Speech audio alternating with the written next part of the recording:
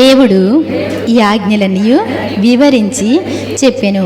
నీ దేవుడనైనా యెహోవాను నేనే దాసుల గృహమైన ఐగుప్తు దేశములో నుండి నిన్ను వెలుపలికి రప్పించి తిని, నేను తప్ప వేరొక దేవుడు నీకు ఉండకూడదు. పైన ఆకాశం అందే కానీ, క్రింది భూమి అందే కానీ, భూమి క్రింద నీళ్ళ అందే కానీ యుండు దేని రూపమునైనను విగ్రహమునైనను నీవు చేసుకొనకూడదు, వాటికి సాగిలపడకూడదు, వాటిని పూజింపకూడదు. ఏలయనగా నీ దేవుడనైనా యెహోవానగు నేను రోషము గల దేవుడను. నన్ను ద్వేషించు వారి విషయములో 3-4 తరముల వరకు తండ్రుల దోషమును కుమారుల మీదికి రప్పించుచు, నన్ను ప్రేమించి నా ఆజ్ఞలు గైకొని వారిని 1000 తరముల వరకు కరుణించువాడనై ఉన్నాను. నీ దేవుడైన యెహోవా నామమును వ్యర్థముగా నొచ్చరింపకూడదు. యెహోవా తన నామమును వ్యర్థముగా నొచ్చరింపు వారిని నిర్దోషిగా ఎంచడు. విశ్రాంతి దినమును పరిశుద్ధముగా ఆచరించుటకు జ్ఞాపకముంచుకొనుము. 6 దినములు నీవు కష్టపడి నీ పని అంతయు చేయవలెను. 7వ దినము నీ దేవుడైన యెహోవాకు విశ్రాంతి దినము. దానిలో నీవైనను, నీ కుమారుడైనను, నీ కుమార్తెనను, నీ దాసుడైనను, నీ దాసి అయినను, నీ పశువైనను, నీ ఇండ్లలోనున్న పరదేశి అయినను ఏ పనియు చేయకూడదు.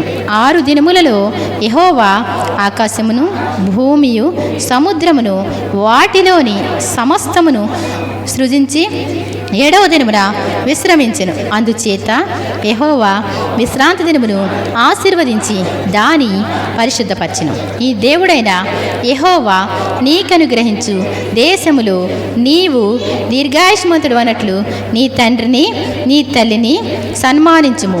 నరహత్య చేయకూడదు, వ్యభిచరింపకూడదు, దొంగిలకూడదు, నీ పొరుగువాని మీద అబద్ధ సాక్ష్యము పలుకకూడదు, నీ పొరుగువాని ఇల్లు ఆశింపకూడదు, నీ పొరుగువాని భార్యనైనను, అతని దాసునైనను, అతని దాసినైనను, అతని ఎద్దునైనను, అతని గాడిదనైనను, నీ పొరుగువానిదగు దేనినైనను ఆశింపకూడదు అని చెప్పెను. ఆమేన్. ప్రేమాగలమా ప్రియ రక్షకుడా, ప్రభువా మమ్ము కనికరించి మేని ఆజ్ఞల్ గైకొనుటకు మాయాత్మలను ప్రేరేపించు. ఆమేన్. దేవుని నామానికి స్తోత్రం. మీ అందరికీ నా వందనాలండి. మరి దేవుడు తన మహాకృపను బట్టి మనందరినీ కూడా ఆరోగ్యంగా సజీవ లెక్కలో ఉంచినందుకు దేవుని స్తోత్రం చెల్లిద్దాం. హల్లెలూయా. కొంచెం మాటలు నేను చెప్పిన తర్వాత మరి అయ్యగారికి కూడా సమయం ఇద్దాం. తప్పకుండా అందరూ వాక్యం వినడానికి ఇష్టంగా ఉన్నారండి. దేవుని వాక్యం వినడానికి వారి హృదయాలు సిద్ధం చేసుకోలేదు కాబట్టి వారు వినలేకపోతున్నారని ఇర్మియా 6:10 అంటాడు. మరి సిద్ధం చేసుకున్నామండి, వినటానికి ఇష్టపడుతున్నాం అన్నవాళ్ళు దేవుని స్తోత్రం చెప్దాం. హల్లెలూయా. ఇవి మా మాటలు కదండి, మా మాటలను ఎవరు లక్ష్య పెట్టరు. ఇక్కడ నుంచొని చెప్పినప్పుడు మీరు అందరూ వింటారు, నేను బయటికి వెళ్ళి చెప్తే అది కాదులే అమ్మ అంటారు. ఏమండి, నేను మామూలుగా ఏదైనా మాట్లాడాను అనుకో, ఏమంటారు మీరు? అలా కాదు అంటారు. ఇక్కడ చెప్పేదానికి ఏమైనా పొరపాట్లు ఉంటాయా అంటే సొంత మాటలు కలిపితే పొరపాట్లు వస్తాయి. కానీ వాక్యం అలా చదివి చెప్పాను అనుకోండి, అప్పుడు ఏమవుతుంది? అది కరెక్ట్గా దేవుడి మాటలు. దేవుని స్తోత్రం చెప్దాం. హల్లెలూయా. దేవుని మాటలు మళ్ళీ బ్రతికిస్తాయండి, బలపరుస్తాయి, ధైర్యపరుస్తాయి, స్థిరపరుస్తాయి, సరిచేస్తాయి. ఏదైనా దేవుని మాట లేకపోతే మనిషి బ్రతకలేడు. ఓన్లీ ఆహారం వల్ల మాత్రమే కాదు కదా, దేవుని మాట మనల్ని బ్రతికిస్తుంది. కాబట్టి దేవుని మాట మరి జాగ్రత్తగా వింటే మాత్రం అవన్నీ చక్క మెడిసిన్ లాగా, ఆహారం లాగా, ఏమండి ఆయుధాల్లాగా, ఏమండి ఆయుధాల్లో కూడా మనకు వస్తుంది దేవుని వాక్యం. ఏమండి మెడిసిన్ లాగా, నీకు రోగంగా ఉన్నప్పుడు మెడిసిన్లా పనికి వస్తుంది. ఏమండి ధైర్యం చెడిపోతే ఏమవుద్ది? ధైర్యాన్ని ఇస్తుంది దేవుని మాటలో. ఏమండి ఒక మంచి స్నేహితునిగా ధైర్యం చెప్తాయి దేవుని మాటలో.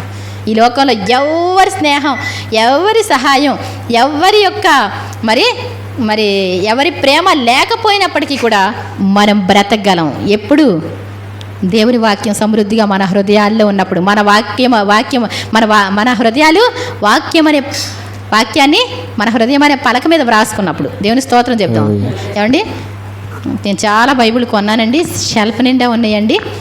చాలామందికి బైబిల్ పంచిపెట్టానని అంటే కుదరదండి. నీ వాక్యం ఎక్కడ ఉండాలి? నీ హృదయం అనే పలక మీద వాటిని వ్రాసుకో. హృదయం అనే పలక, మన హృదయం నా కుమారుడు అనే ఉపదేశాన్ని జాగ్రత్తగా ఆలకించు అంటాడు. మన హృదయం అనే పలక మీద వాక్యాలు ఉండాలి, ఎప్పుడు చక్కగా వినాలి. ఎప్పుడు చూసినా ఏదో ధ్యాసలో ఉంటే మాత్రం, ఏదో ధ్యాసలో ఉండి తన జీవితాన్ని పాడు చేసుకున్న ఒకే ఒక మనిషి ఎవరు? ఇస్కరియోతు యోధ. ఇస్కరియోతు యోధ ఎలాంటి వాడండి? బయట సంపాదన సరిగా కుదరలేదు కాబట్టి దేవుని దగ్గరికి వస్తే సంపాదన బాగుంటుంది. ఆయన దగ్గర చాలామంది మనుషులు ఉన్నారు, ఎవరికి వాళ్ళు ఎంత పడితే అంత కానుకలు ఇచ్చేస్తున్నారు, వెండి ఇస్తున్నారు, బంగారాలు ఇస్తున్నారు, అన్నీ ఇస్తున్నారు. కాబట్టి ఆయన దగ్గరుండి ఆయన దగ్గరే మన బిజినెస్ కొనసాగిస్తే బాగుంటుంది అన్న ప్లాన్తో వచ్చాడు. కానీ తన జీవితాన్ని సరిచేసుకునే పరిస్థితిలో రాలేదండి. ఒక గారడి సీమోన్ అనేటువంటి వాడు దేవుని యొక్క మహాశక్తి వీడే అని చెప్పుకుంటున్నారంటండి. యేసు ప్రభు వారు మరి ఆయన ఆరోహణమై వెళ్ళిపోయిన తర్వాత శిష్యులు బోధ చేస్తా ఉన్నప్పుడు ఇతను దేవుని మహాశక్తి, ఏ కార్యాలైనా చేసేస్తున్నాడంట. గారడి సీమోను చూసి ఏమన్నాడంటండి? నీవు ఘోరమైన దుష్టత్వంలో ఉన్నావు, చాలా జాగ్రత్త, సరి చేసుకోగలిగితే పర్లేదని చెప్తే అతను ఏం చేశాడంటే మరి అతను సరి చేసుకోవడం జరిగింది. తన బోధ విని సరి చేసుకున్నాడు. పేతురు గారు కూడా అలాగే ఒక అతనికి మరి అతను కూడా ఎలుమా అనేటువంటి మరి గారిడి వానికి కూడా ఆ ఎలుమా అనే అధిపతిని గారిడి వాడు మార్చేస్తుంటే అప్పుడు అతను కూడా చెప్పడం జరిగింది. కాబట్టి చాలా జాగ్రత్త. మరి విన్నవాళ్ళు ఏమవుతారు? మార్పు చెందుతారు. వినకపోతే మరి యాకోబు 1:22 ఉంటుందండి. మీరు వినివారు మాత్రమై ఉండి మిమ్మల్ని మీరు మోసం చేసుకోనకుండా నా వైపు ఇలా చూస్తున్నారనుకోండి, మీ ధ్యాస ఎక్కడో తిరుగుతూ ఉందనుకోండి. వినివారు అంటే వింటున్నారు అనుకుంటాం మనం. వినివారు మాత్రమై ఉండి మిమ్మల్ని మీరు మోసం చేసుకోకుండా. మోసం చేసుకోవడం అంటే ఏంటండి? మోసం చేసిన వాళ్ళని చూస్తే ఏమనిపిస్తుందండి? పెద్ద మోసమా చిన్న మోసం, ఏ మోసం అయినా సరే కొంచెం కష్టం అనిపిస్తుంది కదా. నా జీవితంలో బోళ్ళని మోసపోయా, చిన్నప్పటి నుంచి మోసపోవడమే. అంటే తెలివి తక్కువతో ఉంటే కొన్నాళ్ళు మోసపోతాం. కానీ నా దేవుడు మాత్రం గొప్పవాడై ఉండి మోసాలకి ఆశీర్వాదాలు ఇచ్చేవాడు ఉన్నాడు కాబట్టి ప్రక్కన ఇలా వచ్చాం. దేవుని స్తోత్రం చెప్దాం. లేకపోతే అన్నీ కష్టమే కదా. చిన్నది చిన్న వయసులో నేను ఒక 2200 అనమాట అండి. అప్పుడు ఎవరి దగ్గర డబ్బులు ఉండేవి కావు. అప్పుడు దుప్పట్లు తీసుకున్నానండి. మా అన్నయ్య ఒక మాదిరి కాదు, ఇంకా రాణులు, వాళ్ళ దగ్గర డబ్బులు ఉంటాయి, తీసేసుకుంటారు. అంటే వాడు 10 దుప్పట్లని మడతల మీద చూపించాడు, 5 దుప్పట్లు ఇలా ఇచ్చాడు. లేదో ఆటో ఎక్కేసి వెళ్ళిపోయాడు. ఇంకా ఆ బ్యాచ్ ఏంటంటే ఇస్తారు, వెంటనే వెళ్ళిపోతారు. వాళ్ళు మడతల మీద చూపిస్తారు, మనకి 10 దుప్పట్లు చూపిస్తారు, 5 దుప్పట్లే ఉంటాయి. వాళ్ళు వెళ్ళే లోపల మనం ఓపెన్ చేసే లోపల వాడు కనబడడు. చెప్తే నమ్మరు. నా గుండెంత చిన్న వయసేమో, నేను చాలా కష్టపడి సంపాదించిన దాన్ని ఎన్నాళ్ళో నిద్ర పట్టేది కాదు. ఇప్పుడు ఉన్నాయండి. చిన్నమ్మాడి ఇంట్లో ఒక దుప్పటి, మరి పాలకొల చిన్నమ్మ కూడా ఒకటి తీసుకుంది. పాపం అది ఏడుస్తుంది. దాని దగ్గర ఒక దుప్పటి తీసుకోవే పండు అని చెప్పి ఒక 500 చేతిలో పెడితే అదొక ఆనందం. అంత కష్టం అనమాట. అది మోసపోయాం అనుకున్న పోనీతే ఆ దుప్పట్లన్నా ఉన్నాయి. కొంతమంది ఏదో పరుపులు ఉన్నాయి, పోన్లే ఈ నేల మీద వేసుకుంటే పనికి వస్తాయని తీసుకుంటే అది తీసుకొచ్చి నేల మీద పరిస్తే దోసిడి దుమ్ములా ఉన్నట్టుంది. అట్లా తీసుకెళ్ళి ఎవరికి ఇవ్వాలో అర్థం కాదు. అట్లా చూస్తేనే చిరాకు వచ్చేసింది నాకు. 600, 1200 పెట్టి కొన్నా కానీ నేల మీద అప్పుడే టైర్స్కి నేను లైజాలు పెట్టి నీట్గా ఆరింది. ఆ పరుపు తీసుకొచ్చి ఇలా వేసి జస్ట్ ఇలా కూర్చున్న తర్వాత పరుపుని ఇలా మడత పెడితే దుమ్ము. అంటే నిజంగా పనులు చేస్తే ఎలా ఉండాలి? పై ఆయన చూస్తున్నాడు అని ఉండాలి. ఎవరు ఏ పని చేసినప్పుడు కూడా. కొంతమంది భోజనం కట్టించేస్తారు, ఇంటికి తెచ్చుకుంటే పాసిపోయి ఉంటుంది. తప్పు కాదు. వాళ్ళకి రోగాలు వస్తాయి, బాధలు వస్తాయి. ఏ పని చేసినా ఎలా ఉండాలి? చాలా క్లారిటీగా ఉండాలి. అందుకే మోసం చేయకూడదు. తెలివి తక్కువతో మోసపోయిన పరిస్థితులు కూడా ఎన్నో మోసపోతూ ఉంటాం. ఒక అతన్ని జీడి గింజలు, మాకు జీడి తోట ఉంది అంటే, జీడి తోట ఉందంటే ఈసారి వచ్చినప్పుడు జీడి గింజలు తేండి, అక్కడ ఇచ్చే డబ్బులు ఇచ్చేస్తానన్నా. చెప్తే నమ్మరు. బయట పారబోసిని తీసుకొచ్చాడు పొద్దుటే, లేవగానే పారబోసిని ఆ పక్కన కంచి పక్కన పారబోస్తారు చూసారా, అవి తీసుకొస్తే ఇదేంటి ఇలా ఉంటే ఎలా తీసుకుంటారు షాపులు. ఏమండి మీరు పాస్టమ్ గారు అంటున్నారు, అలా మాట్లాడతారేంటి? అలా మాట్లాడడం కాదు, అవి ఎలా తీసుకుంటారు, అసలు గింజ ఉండదు కదా అందుట్లో. ఏమండి అలాంటి ఎలా తీసుకుంటారంటే, ఏమండి మొన్న ఒకసారి వచ్చాం, మీరు లేరు, ఇప్పుడు కూడా వచ్చాం, మాకు పెట్రోల్ దండుగా. ఇలా మాట్లాడుతున్నాడంటే మీరైతే ₹1 కూడా ఎవరు సరు, ఇది ఒక దరిద్రాలు మనకే అని ఒక 200 పెట్రోల్కి ఇస్తే భలే పాస్టమ్ గారు అంటాడు. 200 ఊరికినే, నీ గింజలు వద్దు నువ్వు వద్దు. ఏమండి ప్రతి చోట కొన్న చోట ఒక 200 నష్టపోతూ ఉంటా. ఏదోటి 200 కాదండి, ఆ అబ్బాయి వస్తే ఒక ₹1000 ఇవ్వు బాబు, ఇది తీసుకెళ్ళి అమ్ముకో అని చెప్దాం అంటే ఆడే కనబడలే. అమ్మో అసలు ఏం పని కొడుతున్నాలో నాకేం అర్థం కాలేదు. నీట్గా ఉన్నట్టు అనిపించింది అని తీసుకున్నానండి. ఎవరొకళ్ళు ముసలోళ్ళు వస్తారు పండక్కి, నేల మీద పడుకుంటారేమో. ఏమండి మోసం. అందుకే ఎదటోళ్ళు మోసం చేస్తే చిన్న మోసాలకి ఏమవుదు. వాక్యం వినకుండా ఉంటే నిన్ను నీవు మోసం చేసుకుంటే ఇస్కరియోతు యోధ యేసు ప్రభు అంటారు నీవు నాకు అప్పగించిన దానిలో దేనిని నేను పోగొట్టుకోలేదు. దేవుని స్తోత్రం చెప్దాం. మనకు అప్పగించినటువంటి బాధ్యతలు ఎంతవరకు నిర్వర్తించగలం? ఏమండి ఎంతవరకు నిర్వర్తించగలం? నేను కోళ్ళు పెంచుతాను కదా, నాకేం ఫీలింగ్ ఏముండదని చెప్పడానికి నేను చేసేదే చెప్తాను. రోజుకి ఏదో ఒక టైంలో 2 పిల్లలు అలాగా చనిపోయినాయి అనుకోవచ్చి, అసలు చేతగా అట్లా సంఘబిడ్డలు ఎలా ఉన్నారు. యేసు ప్రభు వారు ఎత్తి నాకు అప్పగించిన దానిలో నేను ఏది పోగొట్టుకోలేదు, కానీ వ్రాయబడిన ప్రకారం వాడు పోతున్నాడు. ఎవడు వాడు? ఇస్కరియోతు యోధ. వాడు పుట్టకుండా ఉండిన ఎల్లా వానికి మేలు. ఏమండి యేసు ప్రభు వారు వాక్యం చెప్పి, ఏమండి ధనవంతుడు దేవుని రాజ్యంలో ప్రవేశించుడి కంటే సూది బెజ్జంలో దూరడం సులభం అన్నాడు ఆయన. అంటే అందరూ ఆశ్చర్యపడ్డారంటండి. అయితే ప్రభువా ఎవడు రక్షణ పొందగలడు అంటే యేసు ప్రభు చెప్పిన మాట మనుషులకు అసాధ్యం కానీ దేవునికి సాధ్యం కాదు. ఏమండి విన్న ప్రతి ఒక్కరు చాలా జాగ్రత్త. ఎందుకు అంటే ధనవంతుడు దేవుని రాజ్యంలో ప్రవేశించడు అంటే, ఏమండి అబ్రహాము ధనవంతుడు కాదా? యోబు గారు ధనవంతుడు కాదా? అబ్రహాం అంటే ఈ రోజున భూమి మీద ఎవడో లేడంటండి అటువంటి ధనవంతుడు. అటువంటి భక్తుడు కూడా లేడు. ఏమండి అంత భక్తిపరుడు. ఏమండి మనకి ఏ బాధ్యతలు చిన్ని బాధ్యతలు ఉండొచ్చు. ఒక పని చేసుకునే వారిగా బ్రతుకుతున్నామేమో, లేకపోతే చిన్ని సంపాదన కలిగి ఉన్నామేమో, ఒక 2 పిల్లల్ని కలిగి ఉన్నామేమో.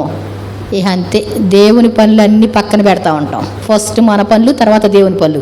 కానీ అబ్రహాం గారు అలా కాదండి. ఏమండి 100 సంవత్సరాల కొడుకునిచ్చి ఏమండి అర్పించమంటే ఏం చేశాడండి? తన హృదయంలో కూడా ఏమి సంకోచం రాలేదు. ఇస్తే ఎలాగా అన్న మాట కూడా రాలా. మనిషి దగ్గర కాదు సుమా. మనిషి దగ్గర అయితే లోపల కొనుక్కొని బయటికి రావచ్చు. కానీ దేవుడు హృదయాలను అంతరింద్రియాలను పరిశోధించే పరిశోధకుడు. అలాగే ప్రభువా దేవుని స్తోత్రం చెప్దాం. అంటే ఏమండి సేవకు వచ్చినటువంటి వాళ్ళలో మీకులాగా అంటే పెళ్లి చేసుకోకుండా వస్తే ఏ బాధ్యతలు ఉండవు. మాకు భర్త ఉన్నాడు, మాకు పిల్లలు ఉన్నారు, భార్య ఉంది, పిల్లలు ఉన్నారు, మాకు సంపాదనలు ఉన్నాయి, మీకులాగా మాకు ఎక్కడ కుదురుతుంది అనేవాళ్ళు చాలామంది ఉంటారు. ఏమండి నిన్ను దేవుడు అడిగినప్పుడు నీ డిసిషన్ ఏంటో నువ్వు చెప్పాలి.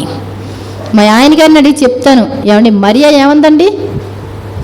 దయాప్రాప్తురాలా నీకు శుభము, దేవుడు నీకు తోడే అన్నాడు. నీవు పరిశుద్ధాత్మ వల్ల గర్భం ధరిస్తావు, నీవు కుమారుని కంటావు, ఆయనకి యేసు అని పేరు పెడతావు.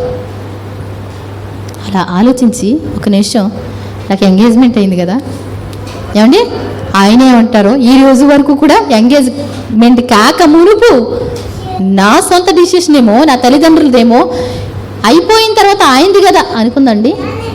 అప్పుడు ఏం జరుగుతుందో తెలుసండి? కళ్ళ ముందు ఆవిడ గలపడే ఉంటారు చాలామంది. ఏమైనా పొరపాటు చేస్తే కట్టేసి కొడతారు, రాళ్ళతో కొట్టి చంపేస్తారు. ఆ రోజున కొట్టేసి వదిలిపెట్టరు, రాళ్ళతో కొట్టి చంపడమే లెక్క. చిన్న పొరపాటు వస్తే రాళ్ళతో కొట్టి చంపడమే. అలాంటి పరిస్థితులు ఆవిడ చెప్పిన మాట, ఏమండి నీ దాసురాలను, ఏమండి ఏముంది, దేవుని దాసురాలను నీ మాట చొప్పున నాకు జరుగునుగాక. ఆ మాట ఆయనకి తెలిసింది. అప్పుడు ఎలా ఉన్నాడండి? అది యోసేపు గారు కుర్రోడు ఎలా ఉంటాడు? యేసోపు గారు అంటే మనకులాగా ఊహించవద్దు, పెద్దోడు అయిపోయాడు అనొద్దు, కుర్రోడు, మంచి సూపర్ కుర్రోడు. ఏమండి ఎలా ఉంటాడు? ఆవిడని వదిలేసి ఇంకో ఆవిడ చేసుకుంటే బాగుంటుందేమో అనుకున్నాడా? అనుకోలే. ఏమండి చాలా నలిగిపోతున్నాడు. ఆవిడ పరిశుద్ధురాలని పేరుంది ఆవిడికి. ఆమెను అవమానపరచ నోళ్ళక ఎదట వాళ్ళ మీద కూడా నింద వెయ్యనటువంటి భక్తిపరుడు యోసేపు. దేవుని స్తోత్రం చెప్దాం. ఏమండి అలాంటి వాడిని ధైర్యపరచడం కోసం ఆ రాత్రి మరలా ఏమండి దేవుని మరియమ్మ గారి దగ్గరికి వచ్చినటువంటి దేవుని దూత అతని దగ్గరికి వెళ్ళి, దావీదు కుమారుడైన యోసేపు, ఏమండి దావీదు వంశంలో యేసుప్రభు వాళ్ళు రావాలి కాబట్టి, దావీదు కుమారుడైన యోసేపు, నీ భార్యను చేర్చుకోవడానికి నువ్వు భయపడద్దు, నువ్వు చేర్చుకో, పెళ్లి ఎంగేజ్మెంటే అయింది, ఆయన చేర్చుకో. ఆమె పరిశుద్ధాత్మ వలన గర్భం ధరించింది. దేవుని కోసం నిలబడేవాళ్ళు పక్కన వాళ్ళని పట్టించుకోరండి, పిల్లల్ని పట్టించుకోరండి, స్నేహితుల్ని పట్టించుకోరండి. ఈ బాధ్యతలు ఉన్నాయి ప్రభు, నాకు కుదరదు అంటానికి కుదరదు. ఏమండి ఆయన ఏమన్నాడు? పరిసయ్యుని చూసి ఒక అతను వచ్చి, ప్రభు బోధకుడా నిన్ను వెంబడిస్తాను అంటే యేసుప్రభు వారు ఏమన్నారు? నక్కలకు బొరియలు, ఆకాశ పక్షులకు నివాసాలు ఉన్నాయి, కానీ మనిషి కుమారుడు తలవాల్చుకోవడానికి చోట్లేదు అంటే అతని హృదయంలో చోట్లేదు అన్నారు. ఇంతలో అవునా ప్రభువా, మా తండ్రిని పాతిపెట్టి రావడానికి మరి అక్కడ సన్నివేశం నాకైతే పూర్తిగా తెలియదు, కానీ ఒకవేళ తన బ్రతికి ఉంటే ఒకవేళ బాధ్యత వహించి తల్లిదండ్రులు సన్మానించమన్నాడు కాబట్టి, దీర్ఘాయుష్మంతులు అవుతారు కాబట్టి ఆ మాట కూడా గౌరవించాలి కాబట్టి అలా అన్నాడో, లేకపోతే నిజంగా చనిపోయాడో పాతి పెట్టేసి వస్తాను అన్నాడో మరి నాకైతే తెలియదు. కానీ యేసుప్రభు వారు అన్న మాట ఏంటండి? మృతులు తమ మృతులను పాతి పెట్టుకొననివ్వు, నీవు వచ్చి నన్ను వెంబడించు. మనం అనుకుంటామండి ఎన్నో, ఈ పని అయిన తర్వాత అంటా ఉంటా, ఆ పని మీ అందరికీ అది చెప్పే వాక్యం నాకే. దేవుని స్తోత్రం చెప్తాం. అంటే ఇంకొక సంవత్సరం అయితేనండి ఎంత బాగా వెళ్ళిపోతానో అంటా ఉంటాను నేను అస్తమానం. కానీ సూటిగా మాట్లాడేది ఎవరోతో కాదు, దేవుడు నుంచున్న మాటలని నాతోనే మాట్లాడతాడు ప్రతి వారం కూడా. దేవుని స్తోత్రం చెప్దాం. కాబట్టి మరి అబ్రహాము ఉన్నపరంగా వచ్చేసాడు, ఏది కూడా అడ్డు చెప్పలా, ఏ రోజున కూడా అడ్డు చెప్పలా. యోబు వంటి ధనవంతుడు ఎవరు లేరు, ఊజు దేశమునందు యోబు లాంటి ధనవంతుడు ఎవరు లేరు. అతనుకున్న బాధ్యతలు కానీ అతను వర్తించేటువంటి ఆ యొక్క పనులన్నీ కూడా ఎవరికి లేవండి. అంత పనులు ప్రతి ఒక్కరికి వాక్య ప్రకారం బాధ్యతలు వహిస్తా, విధవరాండ్రు కానీ, తల్లిదండ్రులు లేని వారికి కానీ, దిక్కుమాలిన వారు కానీ, ఏదైనా సరే వ్యాజ్యాలు వచ్చినటువంటి వాళ్ళకి కానీ అతను చేసినట్టు ఎవరు చేయలేరు. పిల్లల కోసం ప్రార్థన చేసిన మహావీరుడు అనొచ్చండి. ఏమండి 10 మంది పిల్లల కోసం దహన బలి, ప్రతి ఒక్కడి కోసం ప్రత్యేకమైన దహన బలి అర్పించి వాళ్ళ పిలిచి వాళ్ళని నిలబెట్టి, మీరు ఏదైనా సరే ఈ యొక్క ఫంక్షన్లో, నేను అన్నయ్య ఇక్కడ ఫంక్షన్ జరిగింది కదా, అక్కడ ఏమన్నా అనుకున్నారేమో, ఒకవేళ కూర్చొని మాట్లాడినప్పుడు దోషాలు వస్తాయి. ఆ దోషాలు దేవుని సన్నిధికి ఒకవేళగాన ఆయన్ని కష్టం కలిగజేస్తాయేమో, ప్రభు వీళ్ళని క్షమించండి. ప్రతి రోజు డ్యూటీ ఏమండి, పిల్లలు కన్నా వాళ్ళు రేయి మొదటి జామున చేతులెత్తి ప్రార్థన చేయమంటే ప్రార్థన చేసే తల్లిదండ్రులు ఎవరున్నారండి? సాయంత్రం అవుతుంది అంటే 6 గంటలకు దేవుని సన్నిధిలోకి వెళ్ళి సాయంత్రం 6 గంటలకు చేతులెత్తి ప్రార్థన చేసే తల్లిదండ్రులు ఎవరున్నారు? వింటే చేయగలరా? ఎన్నిసార్లు వినట్లా, ఎన్నిసార్లు చెప్పట్లా? పట్టించుకో.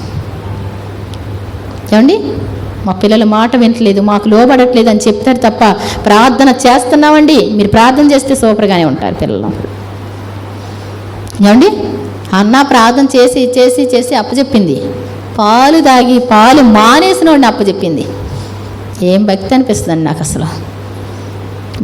వీరులు ఎవరు పనికిరారు నన్ను అడిగితే. ఏమండి ఎవరు పరాక్రమశాలు కూడా పనికిరారు. ఒక నేను నిలబడతానికి పర్లా, నా పిల్లల్ని తయారు చేయడం అంటే ఎలా ఉంటుంది? ఒక ఆవిడ అందంటండి, నాకు 100 మంది పిల్లల్ని ఇస్తే 100 దేశాలకు పంపిస్తాను అందంట.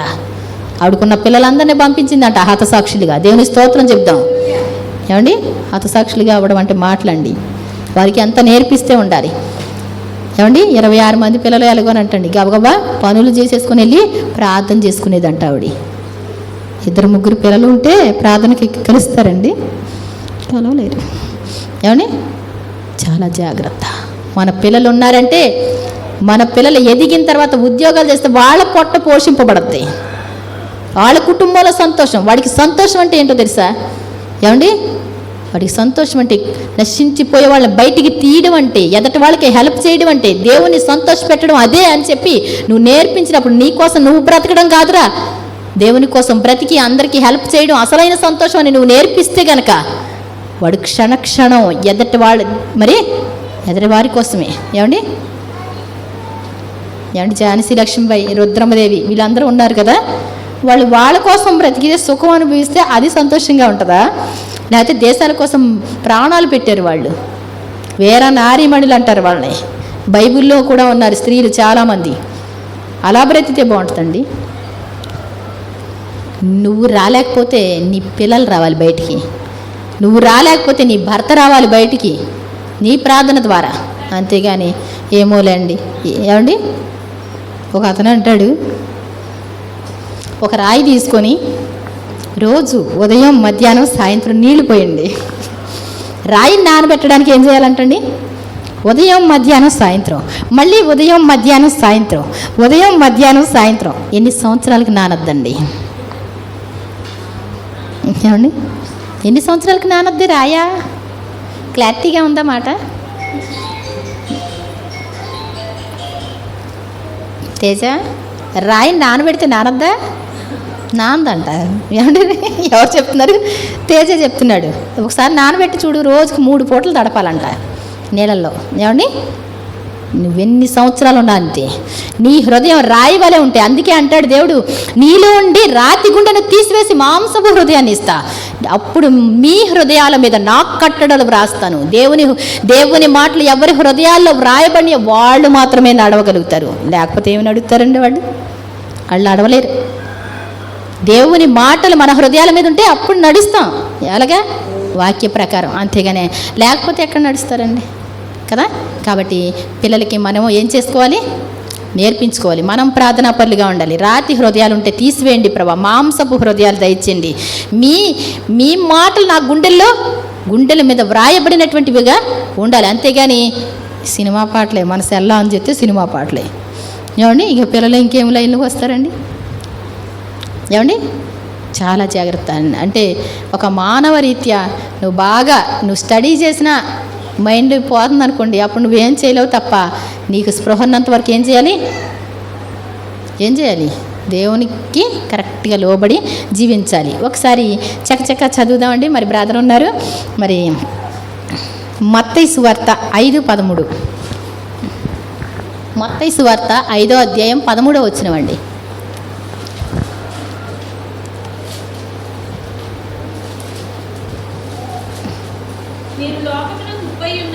ఏంటంటండి?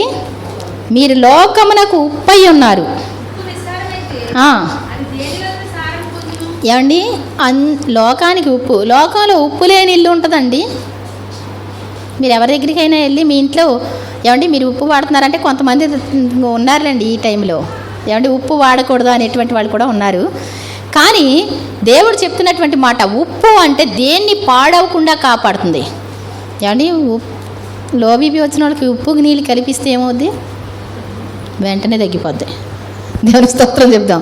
ఏమండి ఉప్పు కూడా కావలసిన శాతం ఉండాలండి. ఏమండి ఉప్పు అంటండి అది చప్పగా ఉందనుకోండి, దేనికైనా పనికి వస్తుందా అంటాడు యేసుప్రభువారు. ఆ ఉప్పు నిస్సారం అంటే మనుషులకి అర్థం కాదు, ఎంతవరకు విని ఉండరు. ఉప్పు చప్పగా ఉందంటే విన్నారా ఎవరైనా? ఏమండి ఇక్కడ అంటాడు, మీరు లోకమునకు ఉప్పై ఉన్నారు. ఈ లోకం పాడవకుండా ఉండాలంటే నువ్వు ఎలా ఉండాలి? ఉప్పులా ఉండాలి. ఉప్పు అంటే మీరు పచ్చడి గట్ర పట్టినప్పుడు, నాకు ఫస్ట్ టైం తెలియక పచ్చడి పట్టాను, కొంచెం అందరి టేస్ట్ చూస్తే నేను తినలేకపోయాను. ఆ టైంలో అందరూ 4 ముక్కలు 5 ముక్కలు తెచ్చారు, ఎవరిది కలిపి చూసినా నాకు ఎక్కువైపోయింది బాగా. నేనేం చేశానంటే కొంచెం తక్కువ వేసి ఆ తర్వాత కలుపుకోవచ్చులే అనుకున్నా. తీరా చూస్తే వారం తర్వాత చూస్తే ఏమైంది? బూజు వచ్చేసింది. ఏమండి అందుకే ఉప్పు ఎక్కువ వేస్తారు కాబోలు పచ్చళ్ళు అని అప్పుడు తెలిసింది నాకు. ఉప్పు పాడవకుండా కాపాడుద్ది. ఏమండి ఉప్పు చేపలు ఉంటాయి అనుకోండి, ఏం చేస్తారు? ఏమండి ఈ ఉప్పు సముద్రం నుంచి తీసి ఎండబెడితే చాలు ఆటోమేటిక్గా ఈ ఉప్పుగా మారిపోతాయి. కానీ మనం నిల్వ చేసుకోవాలనుకున్న ప్రతిదీ కూడా ఉప్పు శాతం ఎక్కువ ఉండాలంట. ఉప్పు పాడవకుండా కాపాడుద్ది. మరి పచ్చళ్ళు అవ్వచ్చు, మీరు ఏదైనా అవ్వచ్చు. అలాగే లోకం పాడవకుండా ఉండాలి అంటే మనం ఉప్పులా ఉంటే, ఉప్పు అంటే ఇంకా యేసుప్రభు వారు మాటలేనండి. నన్ను అడిగితే దేవుని స్తోత్రం చెప్దాం.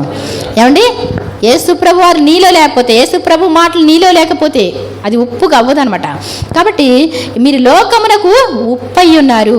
మరి ఉప్పు అంటే ఈ లోకం పాడవకుండా ఈ మాత్రం కాపాడబడుతుంది. ఒక కుటుంబం మీదకి శాపం వచ్చిందనుకోండి, ఏమండి ఎవరైనా దేవునికి కోపం వచ్చినప్పుడు మీరు లోకానికి ఉప్పు లేకపోతే మరి ఏది పనికిరాదు. ఎంత ఫంక్షన్ జరిగినప్పటికి కూడా అక్కడ ఉప్పు ప్యాకెట్లు రాయలేదనుకోండి ఎలా ఉంటుందండి? వంట మాస్టర్ ఉప్పు వేయలేదనుకోండి, ఏమండి వంట మాస్టర్ ఉప్పు రాయలేదనుకోండి ఎలా ఉంటుందండి? మీరు ఒకసారి పెట్టి చూడండి. ఒకవేళ యేసుప్రభు మాట కరెక్ట్గా మనం వినాలి అనుకుంటే అంతా అక్కర్లా, మీ ఆయన గారికి ఉప్పు వేయకుండా వంట చేసి పెట్టండి, ఫంక్షనే అక్కర్లా. మీ పిల్లలకి గుడ్డు పిల్లలు ఉన్నారు, ఏమండి మన హెవెన్ బాబు ఉన్నాడు కదా, సాంబార్ వేసి పెడితే ఉప్పు చాలా అన్నాడు. మామూ ఏమండి ఏంటంట ఉప్పు చాలలేదు అన్నాడు. కాబట్టి పిల్లలైనా చెప్తారు ఉప్పు లేక రుచి ఉండదని దేవుని వాక్యం ఉంది, అది కూడా చదువుదాం. అలాగే మరి ఒకసారి లేవియాకాండం 2:13, లేవియాకాండం 2వ అధ్యాయము 13వ వచనమండి.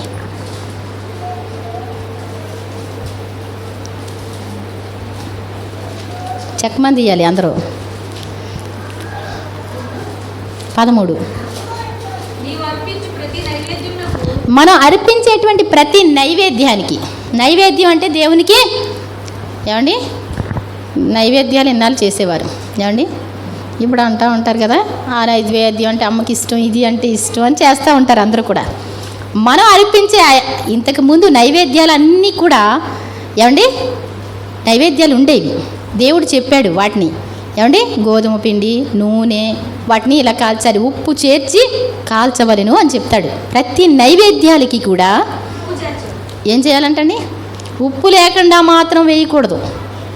ఏమండి ఏ నైవేద్యం అయినప్పటికీ కూడా దేవునికి అర్పించేది ఉప్పు కలపాలంటండి. ఏమండి అర్థమవుతుందండి? అది దేవుడు కరెక్ట్గా చెప్పారనమాట. ఉప్పు అంటే ఏంటి? దేవుని వాక్యం అన్నాం కదండి, మరి అది కూడా చూసుకుందాం మనం. ఇప్పుడు నైవేద్యం అంటే నేను ప్రార్థన చేయడం, మీ సన్నిధికి ధూపం వలెను, నేను చేతులు ఎత్తడం సాయంకాలం నైవేద్యం అంటాడు. చేతులు ఎత్తారనుకోండి, చేతులు ఎత్తితే ఏంటంట? చేతులు ఎత్తకుండా ప్రార్థన చేస్తారు చాలామంది, ఇలాగే పెట్టి చేస్తూ ఉంటారు చాలామంది. అసలు ఏమండి అని సంబోధన ఉండదు. భర్తను మాత్రం ఎంత బాగా పిలుస్తారు, కొడుకుని మాత్రం మా అబ్బాయి గారండి అంటారు. దేవుడి దగ్గరికి వచ్చేపటికి నువ్వు ఇలా చెయ్యి, నువ్వు అలా చెయ్యి. ఏమండి దేవుడిని ఎలా సంబోధించబుద్ధి అవుద్దండి? అసలు పాటల్లోనే పాడలేకపోతున్నాం. పాటలు ఏమండి నువ్వు అన్న పదం వస్తే పాడలేకపోతున్నాం దేవుని కోసం. ఏమండి నేను ఎక్కువ మీరు అని మార్చేసుకుంటాను. నేను మామూలు మనుషులకి మనం గౌరవప్రదంగా ఏమండి అంటాం, మీరు అంటాం. మరి దేవుడు అంటే మాటలండి, ఏమండి సొంత తండ్రే కావచ్చు, కాదంటలా. ఏమండి సొంత తండ్రి మీరు అంటే అన్న లోపలనే బంధం తెగిపోద్దా? ఏమండి బయట వాళ్ళు అయిపోతారా? అంతేనా కాదా? కాబట్టి చాలా జాగ్రత్త. మనం ఏం చేయాలి? సాయంకాలం మనం చేతులు ఎత్తి ప్రార్థన చేయడం సాయంకాల నైవేద్యం. సాయంకాలం భోజనం అంట అన్నిటికంటే విలువైంది. లోకం ఏం చేస్తుందో తెలుసా? దేవుడు ఏది మంచిది అంటాడో దాన్ని మానిపిస్తాడు. ఉప్పు వేసుకోకుండా మానేయండి అంటారు. సాయంకాలం భోజనం మానేయండి, ఏమండి భోజనం చేస్తే అది కూడా మానేయండి అంటారు. పగల భోజనం పనికిరిపోద్ది. మనిషికి స్ట్రెంత్ కావాలంటే ఎక్కడ? ఎముకలన్నీ బలహీనం అయిపోతున్నాయి అంటే ఎక్కడ? ఏమండి ఎముకలు బలహీనం అంటే దానికి స్ట్రెంత్ అందట్లేదు, అంతేనే కదా? సాయంకాల నైవేద్యం అంటాడు, చేతులు ఎత్తడం. నేను చిన్నప్పుడు మెషిన్ నేర్చుకునేటప్పుడు మా మావయ్య గారి దగ్గర ఉన్నప్పుడు నేను ఈ వాక్యం చదివానో విన్నానో నాకైతే తెలియదు, కానీ నేను ఏం చేసేదాన్ని అంటే టక పనులన్నీ చేసేసుకునేదాన్ని. ఏమండి పనులన్నీ చేసుకునేదాన్ని. 6:45 గంటలకి రేడియోలో వాక్యం వస్తుంది, ప్రేమధార. ఏమండి 6:45 గంటలకల్లా నేను వాకిళ్ళు ఇవ్వడం, కల్లాపులు చదవడం ఇవన్నీ ఉండేవి. అక్కడ ముగ్గు కూడా పెట్టడం. అప్పుడు నాకు తెలియదు, మంచి కొమ్మల ముగ్గులు పెట్టేదాన్ని, ఫ్లవర్స్. ఏమండి అందంగా ఉండాలని నేర్చుకొని పెట్టేసుకునేదాన్ని, తెలియదు వేసేసేవాళ్ళం. ఆ తర్వాత మరి ప్రార్థన అంతా అయిపోయిన తర్వాత చక్క స్నానం చేసి వచ్చి 30 గంట చేతులెత్తి ప్రార్థన చేసేదాన్ని. 6 గంటలకి దేవుని సన్నిధికి వచ్చి 30 గంట చేతులెత్తి ప్రార్థన చేసుకునేదాన్ని. రోజు అదే డ్యూటీ. మళ్ళీ రేడియో కార్యక్రమానికి వెళ్ళిపోయేదాన్ని. రేడియో కార్యక్రమం అవుతుందంటే సత్యాల మామయ్య కుటుంబ ప్రార్థనకు వచ్చేసారు. మా దినచర్య ఆ టైంలో. మా మావయ్య గారికి కల వచ్చిందంటండి, ఒక అందమైన గిన్నె అంటండి, మరి చాలా టేస్ట్ ఉన్న పరవన్నం తీసుకొచ్చి ఇచ్చావమ్మా నా చేతికి అంటే, అప్పుడు అది నువ్వు ఎక్కువ ప్రార్థన చేసుకుంటావు కదా, అది నైవేద్యం లాంటిది, దేవుని స్తోత్రం చెప్దాం.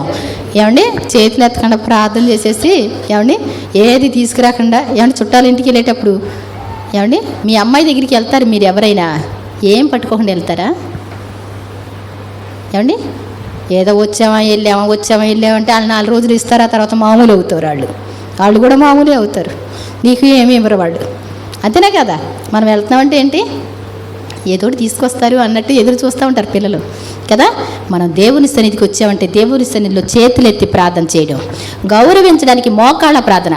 బాగా నీరసంగా ఉంటే వద్దు, కానీ ఏమండి నీరసంగా ఉంటే దేవుడు నిన్ను అర్థం చేసుకుంటాడు. కానీ దేవుని సన్నిధిలో మోకరించిన వాడు ఇంకెదట ఎవరి దగ్గర చేయి చాపనవసరంలా, మరి తలమంచని అవసరం లేదు. దేవుని స్తోత్రం చెప్దామండి.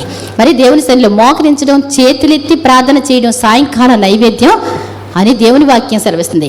కాబట్టి మనం ఏం చేయాలంటండి, చదవమ్మ అక్కడ, అర్పించే ప్రతి అర్పణ ఎలా ఉండాలి?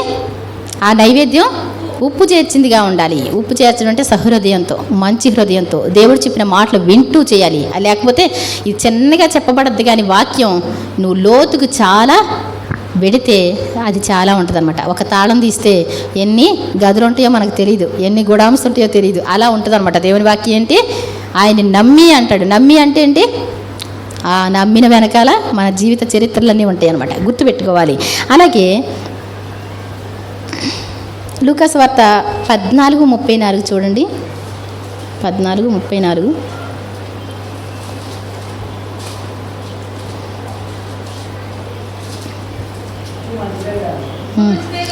ఏమండి ఉప్పు మంచిదే, కానీ అది ఉప్పు నిస్సారమైతే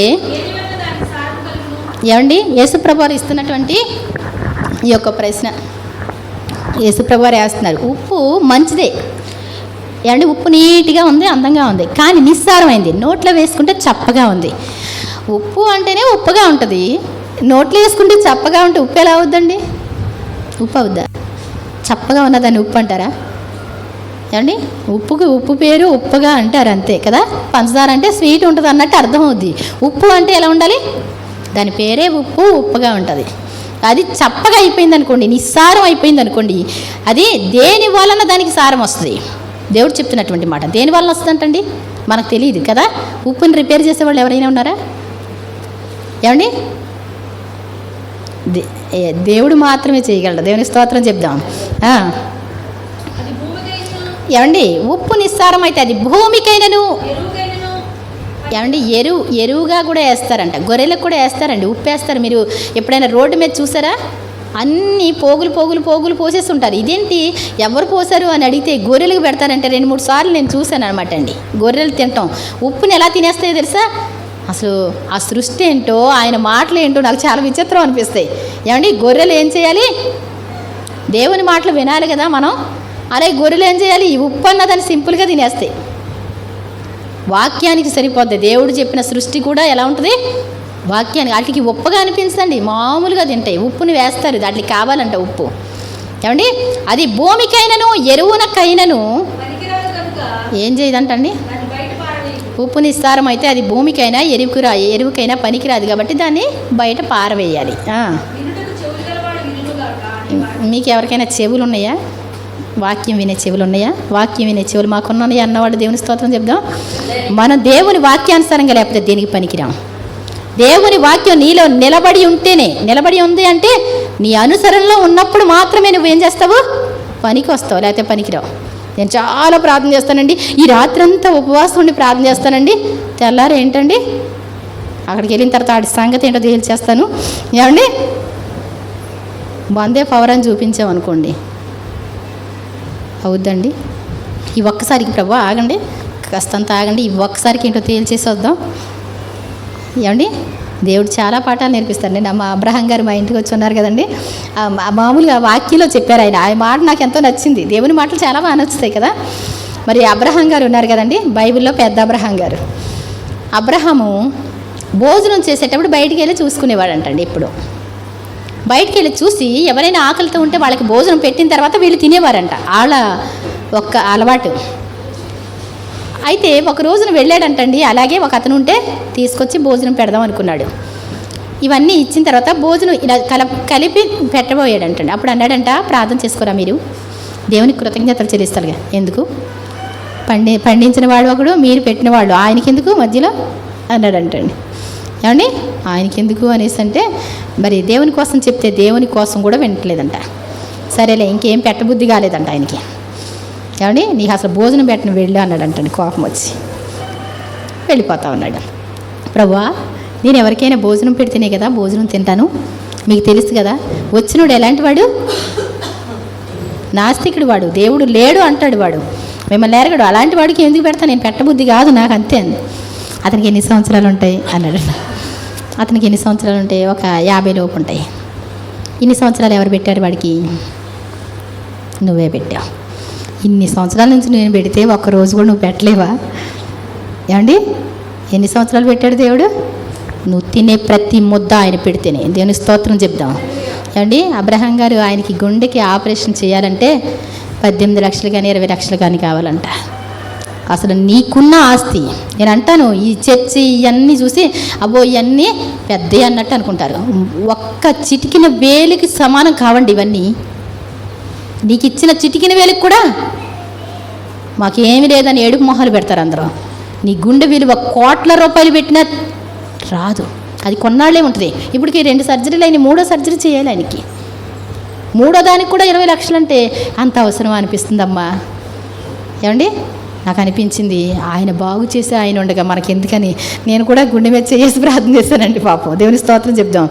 ఆయన ఇచ్చిన దానికి, ఆయన చేసేదానికి మనుషులు ఏమీ ఇవ్వగలరు.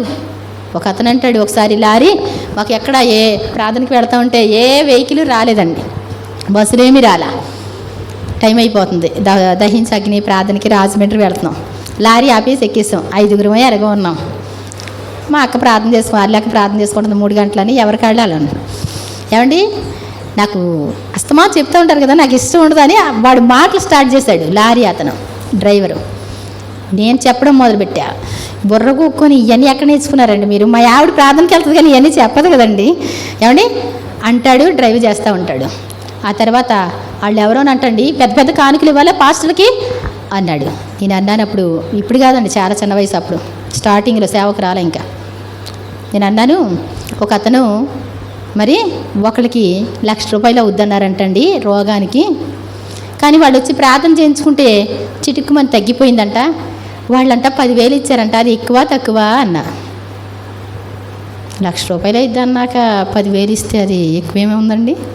దేవుని స్తోత్రం చెప్దాం. దేవుడికి ఇచ్చేది హాస్పిటల్ బిల్లు కాదు, దేవుడికి ఇచ్చేది ప్రభుత్వానికి కట్టే బిల్లు కాదు, అందరికంటే తక్కువ ఇచ్చేది. అర్థమవుతుందండి? మరి వాళ్ళు ఎవరో ఆక్సిజన్, మన బ్రదర్ చెప్పాడు కదండి, ఆక్సిజన్ రోజుకొచ్చి ₹4,000 పెట్టి కొనుక్కుంటున్నారంట ఢిల్లీలోనే. ఢిల్లీలో ఆక్సిజన్ తక్కువ అయిపోయిందంటండి, పొల్యూషన్ ఎక్కువైపోయి ఎంతంట రోజుకొచ్చి 4,000. మరి 4,000 పెట్టి కొనుక్కోగలిగిన వాళ్ళు ఎవరైనా ఉన్నారా? ఏమండి, ₹60 పెట్టి కేజీ బియ్యం తీసుకోవడానికి తలడిల్లిపోతుంటాయి. ఇంటిలో 10 తింటారు కేజీ బియ్యం. ఏమండి, దేవుడు ఎంత పోషిస్తున్నాడు. మొదటిగా అందుకే ఆయన్నే ప్రేమించాలని చెప్పాడు. గుర్తుపెట్టుకోవాలి, మనం ఆయనకి లోబడి జీవించాలి. ఆయన కోసం ఉండగలిగితే కనుక అప్పుడు మన సారం కలిగిన వారిగా ఉంటాం, మనం బాగుపడిన వారిగా ఉంటాం. ఆయన మాటలు మన హృదయంలో లేకపోతే మాత్రం ఏంటంటండి, ఉప్పు నిస్సారం అయితే అది దేనికి పనికిరాదు. భూమికైనను ఎరువుకైనను పనికిరాక బయట పారవేయబడద్ది, మనుషుల చేత కూడా త్రొక్కబడద్ది అంటాడు యేసుప్రభువారు. చెవులు కలిగిన వాడు వినుగాక. దేవుని స్తోత్రం చెప్దాం. హల్లెలూయా. అలాగే తర్వాత చూడండి ఒకసారి ఒక చిన్న సంభాషణ అండి ఇది. మరి ఏలియా గారు తెలుసండి అందరికీ? ఏలియా గారు మాకు తెలుసు అన్నవాళ్ళు దేవుని స్తోత్రం చెప్దాం. బైబిల్లో ఏలియా గారు ఏమండి, ఏలియా ప్రవక్త అంటే ఎలాంటి ప్రవక్త? రోషం కలిగినటువంటి ప్రవక్త, దేవుని కోసం మండే ప్రవక్త. ఆయన శిష్యుడు ఎలీషా. ఎలీషా గారు తెలుసా మీకు? తెలుసు అంటే అర్థం ఏంటో తెలుసా? వాళ్ళు చేసిన పనులు మీకు తెలుసా? వాళ్ళు ఎలా నడుచుకున్నారో తెలుసా? వాళ్ళ కోసం మేము విన్నామండి. ఏమండి, అంతే కదా, అంతేనే కదా. ఎలీషా ఎలాంటి వాడు? గురువుని మించిన శిష్యుడు అంటారు. దేవుని స్తోత్రం చెప్దాం. ఏమండి, దేవుని కోసం అంత నిలబడినటువంటి వాడు. తన వ్యవసాయం చేస్తూ ఉండగా 12 అరకలు అంటారు, ఎన్ని ఎకరాలో నాకైతే తెలియదు, కానీ పెద్ద వ్యవసాయకుడు వెళ్ళి తన దుప్పటి తన మీద వేస్తే అయ్యా విందు చేసి వచ్చేస్తానని చెప్పి విందు చేసి, ఏమండి, తన దున్నే ఎద్దుల్నే ఏమండి వాటిని వధించి విందు చేసి వెంటనే మాట్లాడకుండా వచ్చినటువంటి వాడు ఎలీషా. దేవుని స్తోత్రం చెప్దాం. ఆయనతో ఉండి సంతోషంగా, చాలా సంతోషంగా ఉన్న తర్వాత మరి ఏలియా గారు కొంచెం విసుకొచ్చింది. ఏమండి, విసుకొస్తే చాలా జాగ్రత్త. బ్రతుకు మీద విసుకొచ్చినా మనం ఏమన్నా ఎందుకు వచ్చిన బ్రతుకు అంటే పెందలకాడ వెళ్ళిపోతాం. చాలా బాగుంది ప్రభా, కొన్నాళ్ళుగానే ఉంటామంటే పర్లేదు, కానీ విసుగొస్తే మాత్రం వెళ్ళిపోతారు. గుర్తుపెట్టుకోండి ఎవరైనా. ఎందుకు వచ్చింది, నేను చస్తే బాగుండు అన్నట్టు అనుకున్నాడండి. జస్ట్ యెజబెలు విషయంలో ఏమంటే రోషంగా ఉన్నటువంటి వాడు. ఎంతవరకు మీరు 2 తలంపుల మధ్య మీరు తడబడుచుంటారు. బయలుదేవుడైతే బయలుకి మ్రొక్కండి, యెహోవా దేవుడైతే యెహోవాని మ్రొక్కండి. అంతేగాని అటు ఇటు వెళ్ళటం అనేటువంటిది మంచిది కాదు. మనుషుల కోసమో లేకపోతే అపనమ్మిక చొప్పున మీరు అటు ఇటు వెళ్ళటం మంచిది కాదు అని చెప్పి 450 మంది ప్రవక్తల్ని పట్టుకొండ్రా అని చెప్పి పీకలు కోయించేశాడు. ఎవరు? ఏలియా. అలాంటి ఏలియా యెజబెలు అందంటండి, అస్సలు నా ప్రవక్తలందరిని చంపేశాడు, ఈ రోజున నేను పట్టుకొని అతన్ని తల దించేస్తాను. అతని తల మీద ఉంటే తన మీద నేను యెజబెల్నే కాదందంటండి. ఆ శాపదం ఈయన విని ఇంకెందుకు ప్రభు చచ్చిపోతే నయ్యం. 450 మందిని చంపేసినప్పుడు ఉన్న ధైర్యం ఎక్కడ పోయిందండి ఆయనకి? అప్పుడు దేవుడు ప్రత్యక్షమై మాట్లాడతాడు, ఏలియా ఏం చేస్తున్నావు, నువ్వు ఏం చేస్తున్నావు, ఎక్కడున్నావు ఏమండి అని మాట్లాడినప్పుడు నీ కోసం రోషంగా నిలబడిన వాడు నేనే. అందరూ కూడా ఒకళ్ళు కూడా లేరు. నా కోసం బయలుకు మోకాళ్ళలోనని 7,000 మందిని దాచుకున్నా నేను. దేవునికి స్తోత్రం చెప్దాం. వాళ్ళు బయటికి రావాలంటే వస్తారు. వాళ్ళు 7,000 మంది ఉన్నారు, నువ్వు ఒక్కడివే కాదు. దేవుని కోసం నిలబడిన వాళ్ళు ఎంతమంది అంటండి? సమయం వచ్చినప్పుడు వాళ్ళు కూడా బయటకు వస్తారు అని చెప్పినప్పుడు అయినా సరే ఆయన తీసుకెళ్ళిపోవడానికి ఇష్టపడ్డాడు. నీకు బదులుగా ఏమండి మరి ఎలీషాని అభిషేకం చేయవెళ్ళు అంటాడు. కాబట్టి మనం విసిగిపోతే మాత్రం టైం అయిపోద్ది, గుర్తుపెట్టుకోవాలి ఎప్పుడు కూడా. అతని దగ్గరికి వెళ్ళి అతనికి అభిషేకం చేసిన తర్వాత మరి అతను ఎంతో నమ్మకంగా ఉంటున్నాడు, చాలా మంచి పేరు తెచ్చుకున్నాడు. అలాంటి పరిస్థితుల్లో ఈయన వెళ్ళిపోయే టైం ఆసనమైంది. నేను తండ్రి దగ్గరికి వెళ్ళిపోయేటప్పుడు నీ యొద్ద నుండి తీసివేయబడేటప్పుడు నువ్వే కోరుకో, ఆ కోరికను ఇస్తాను, అదే దేవుడు తీరుస్తాడు అని చెప్తే, మీరు మీ ఆత్మ ఉందే పవర్ఫుల్ ఆత్మ, దానిలో 2 పాళ్ళు, 2 అంతలు కాదండి. మీరు సరిగ్గా చదువుకుంటే అర్థమవుద్ది ఎవరైనా సరే. అందరూ 2 అంతల ఆత్మ అంటారు. 2 పాళ్ళు, 100 పాళ్ళలో 2 పాళ్ళు ఇవ్వండి. కొంచెం మీలా ఉండగలిగినటువంటి శక్తి నాకు కొంచెం ఉంటే బాగుంటుంది. 2 పాళ్ళు ఇస్తారా? అది చాలా కష్టతరంగా ఉంది, కానీ చూద్దాం. ఒకవేళ నేను పైకి వెళ్ళిపోయేటప్పుడు దుప్పటి కింద పడేస్తాను, ఆ దుప్పటిని పట్టుకొని నువ్వు చూసుకో, తర్వాత మీకు వచ్చిందో లేదా తర్వాత నువ్వే చూసుకోవాలని చెప్తాడండి. చెప్పిన తర్వాత అతను మరి వాళ్ళిద్దరు నడిచి వెళతా ఉంటే కొంచెం బాధ.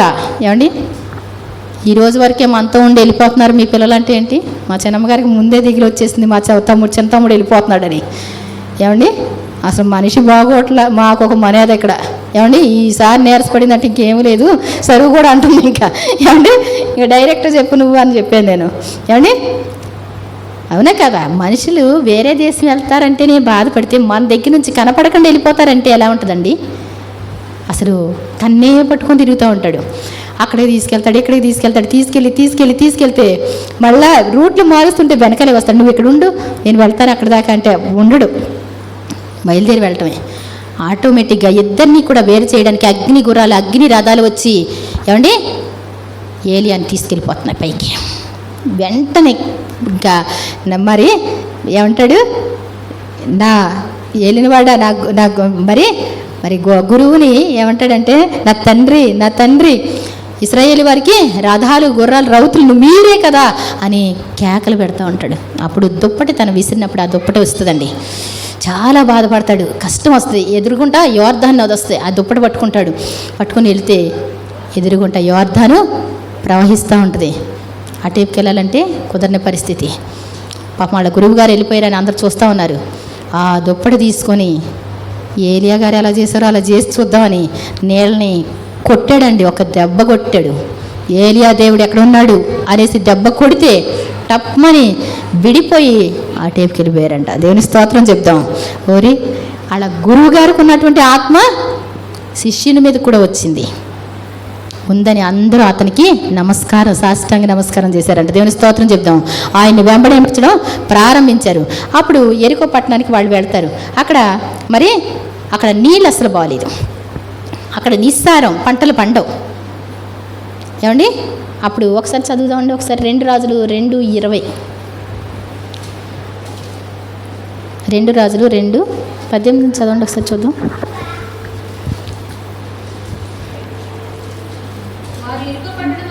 వారు యెరికో పట్టణమందు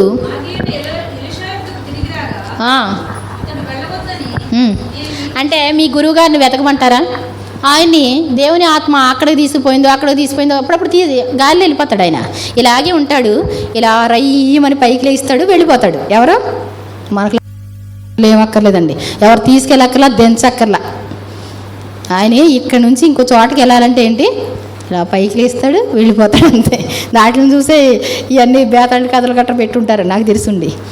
ఏమండి ఎక్కడ దిగాడో తెలియదు. మేము అయ్యా ఒక్కసారి మీ గురువుగారిని వెతుకుతాం, ఒక 50 మందిని పంపించి వెతకడం తప్ప వద్దయ్యా, ఎందుకయ్యా? ఆయన చెప్తానే ఉన్నారు, ఆయన దేవుడు తీసుకెళ్తానని చెప్పారు కదా, వద్దు. వెతుకొస్తారు, కష్టమా? తప్పేముంది? ఒకవేళ ఎక్కడన్నా ఉన్నారేమో. ఆయన అన్ని చోట్లకు పంపించి చూశారంట, ఎక్కడా లేదు. ఏమండి ఒప్పుకోవాల్సినంతగా ఒప్పించారంటండి ఆయన్ని. వెళ్ళండి, పోతే పోండి, నాకు తెలియదు కానీ ఎత్తుక్కోండి అని చెప్పాడు అనమాట అండి. వెళ్ళిన తర్వాత వెతికిన తర్వాత వాళ్ళు తర్వాత యెరికో పట్టణానికి వచ్చారు. అప్పుడు ఆ గురువు గారికి ఉన్నటువంటి ఆ యొక్క పవర్ ఈయనకి ఉంది, అటువంటి శక్తి ఉందని చెప్పి ఆ పట్టణం వారు చెప్తున్నటువంటి మాట, వాళ్ళ గురువు గారు చాలా సూపర్ అండి, ఆయన శిష్యుడు కూడా, ఈయన కూడా చాలా పవర్గా ఉంటాడండి అని చెప్తే ఆ పట్టణపు వారు చెప్తున్నటువంటి మాట ఏంటి అంటే,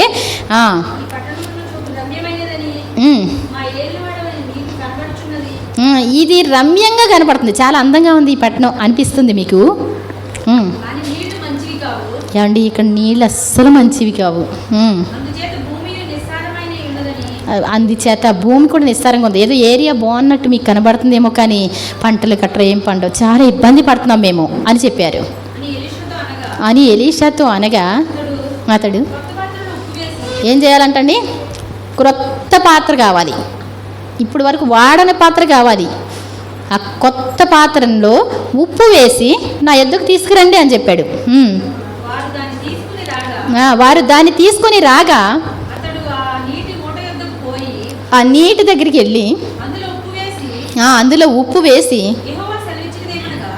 ఈ పాత్రలో ఉన్న ఉప్పును తీసి, అంటే ఈ ఉప్పుని ఎక్కడ వేయాలంటండి, ఈ పాత్రలో పట్టుకొని వెళ్ళాలి. ప్యాకెట్ లాగా మనం బాటిల్ తీసుకెళ్తాం ఏమండి, ఆ పాత్రలో ఉప్పు వేసుకొని తీసుకెళ్ళి ఆ పాత్రలోంచి అలా నీటి ఓట్లో కలిపి, యెహోవా ఈ నీటికి సెలవిచ్చినదేమనగా, ఈ ఓటకి సెలవిచ్చినదేమనగా, ఈ నీటిని నేను బాగు చేసి ఉన్నాను కనుక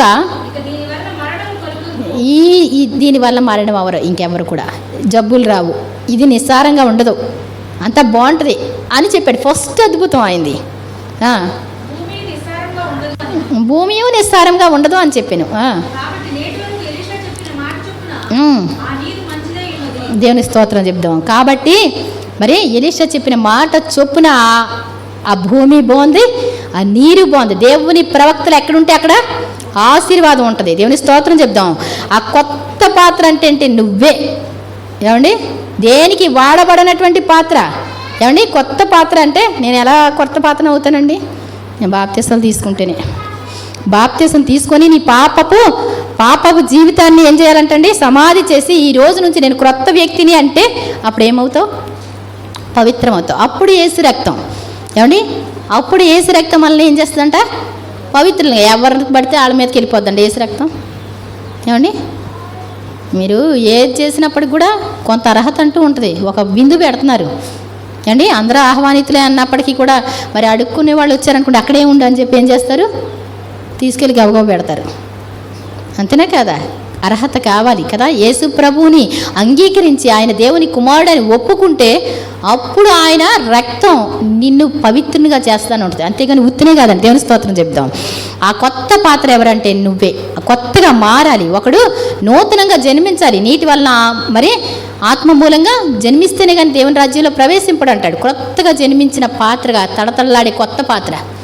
ఏమండి పాలు కాయాలంటే ఏం చేయాలి మనం? నిన్న కాసింది మొన్న కాసింది అక్కడ ఉన్నాయి. పాలు తీసుకొచ్చి అందులో పోసి కాస్తే ఏమవుద్ది? విరిగిపోతాయి. మంచి పాత్రే అది, అందమైన పాత్రే. కానీ ఏం చేయాలి? ప్రతిరోజు కూడా పరిశుద్ధపరచబడాలి. మనం ఒక్కరోజు కూడా కడకుండా ఉంటే కుదరదంటండి. ప్రతిరోజు ప్రార్థన ద్వారా మన ప్రవర్తన ఏం చేసుకోవాలి? సరి చేసుకోవాలి. ప్రభువా ఏమైనా పొరపాట్లుంటే క్షమించండి. అయినా ప్రతిరోజు మనం పవిత్రులుగా ఉండడం కోసం యజమానుడు తను వాడుకొనదగిన పాత్రగా ఉండాలంటే తను శుభ్రం చేసుకోవాలి. అంటే ప్రార్థన వల్ల మనం శుభ్రం చేసుకోవాలి. కొత్త పాత్రగా ఉండాలి. అందులో ఉప్పు అంటే యేసుప్రభు వారికి సూచన. ఆ ఉప్పుని తీసి అంటే మరి అందులో వేసి ఆ నీటి ఓట్లో కలిపినప్పుడు ఇది జబ్బు రాదు, అది నిస్సారంగా ఉండదు. ఒక మనిషిలోకి యేసుప్రభు వారు వస్తే ఏమవుతారండి? వాళ్ళు ఉన్నతంగా దీవించబడతారు. మామూలుగా ఉండు వాళ్ళ బ్రతుకులు. రేపొద్దుట మరి భక్తిగానే కొనసాగుతూ ఉంటే దేవుడు తన ఇష్టమైన పాత్రలుగా ఆయన వాడుకుంటాడు. వదిలిపెట్టడండి. ఏమండి ఆయన సేవకులు అంటే చాలా వరకు అందరికీ చులకనగా ఉంటుంది. ఎందుకంటే వీళ్ళు కూడా వాక్యాన్ని చదవకుండా మనుషులను అడుక్కుంటారు. ఏమండి మనుషులు అడుక్కుంటారు. ప్రార్థన చేసి మోకాళ్ళు వేసి ఆ సమస్యను దేవుని దగ్గర చెప్పకుండా మనుషుల దగ్గర చెప్పినప్పుడు అవమానాలు వస్తాయి. ఏమండి దేవుని ప్రవక్తలు మరి పౌలు గారు అంటాడు, మీకు ఐశ్వర్యం కలిగించడానికి వస్తాం. దేవుని సేవకులు అడుగు పెడితే ఏంటంటండి? ఐశ్వర్యం కలిగించడానికి, మీకున్న జబ్బులు పోగొట్టడానికి. మిమ్మల్ని ఎవరైనా చేర్చుకుంటే ఆ ఇంట్లోకి వెళ్ళి భోజనం చేసి ఆ రోగులను స్వస్థపరిచి రండి అంటాడు. పెద్ద హాస్పిటల్కి వాళ్ళని తీసుకెళ్తామండి, మీ అందరు సంఘం అంతా డబ్బులు వేసుకుంటారండి. అలాంటి మైండ్ నా దాంట్లో అసలు రాలేదండి ఇంతవరకు. ఏమండి లేకపోతే కానుక పెడుతున్నాం అంటే అయ్యగారికి ఏమన్నా మెడిసిన్ కోసం అలాంటివి అసలు నాకు మైండ్లోకి రావు. నా దేవుడు ఆయనకి ప్రార్థన చేస్తే చాలు. ఏమండి సత్తా ఉంటే కొన్ని రోజులు ఉపవాసం ఉండి ప్రార్థన చేయండి, వాళ్ళు లేయిస్తారు. అది సాతాను శోధనైనా లేయిస్తారు, రోగమైనా లేయిస్తారు. అంతేగాని పాపం పాస్టర్ గారికి అందరూ కూడా వేసుకొని ఉండమ్మా మా కానుక తీసి వాళ్ళకి రోగం కోసం నువ్వు ఇవ్వక్కర్లే. ఒక్క మోకరించి వాళ్ళ కోసం రోజు ప్రార్థన చెయ్యి, దానికే సూపర్ ప్రతిఫలం వస్తుంది. దేవుని స్తోత్రం చెప్దాం. కాబట్టి మనం మరి కొత్త పాత్రగా మార్చబడాలి. ఆ తర్వాత యేసుప్రభు నీలో ఉండాలి, దేవుని మాటలు నీలో ఉండాలి. అప్పుడు నువ్వు సారవంతమైనటువంటి వాడిగా ఉంటావు. నీ వలన మనుషులందరూ బ్రతుకుతారు, చెడిపోరు. నీవు పక్కనుంటే చెడిపోరు, లేకపోతే అని దుష్ట సాంగత్యం మంచి నడవడం చెరుపునని నీతో ఉన్న వాళ్ళని చెరిపేసుకున్న వాళ్ళు అవుతారు. కాబట్టి ప్రత్యేకంగా ఉందాం, లోకానికి ఉప్పుగా ఉండాలి, వెలుగుగా ఉండాలి. ఇంకా మరి మన సంభాషణ కూడా ఉప్పు వేసినట్లు ఒకసారి చూడండి, కొలస్సీ 4:6 మీ సంభాషణ ఉప్పు వేసినట్లు. ఏమండి ఉప్పు లేకపోతే బాగో అంటండి ఏదైనా సరే, వాక్యంలో ఉంది.